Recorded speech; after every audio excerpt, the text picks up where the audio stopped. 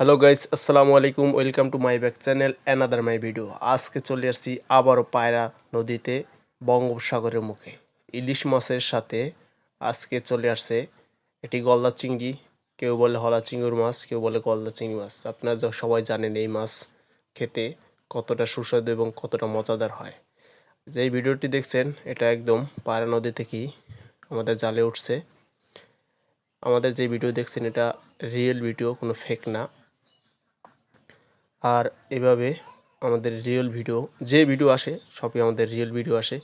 এরকমের ভিডিও দেখতে আপনারা অবশ্যই আমাদের ভিডিওটি লাইক করবেন, শেয়ার করবেন, কমেন্ট করবেন। আর বিশেষ করে সবাই কমেন্ট করে জানিয়ে দেবেন যে কোন ধরনের মাছ দেখতে চান, কোন ধরনের ভিডিও দেখতে চান। আপনাদের কমেন্ট, যেই বিষয়ের উপর বেশি কমেন্ট আসবে আমরা সেটা নিয়ে ভিডিও বানাবো।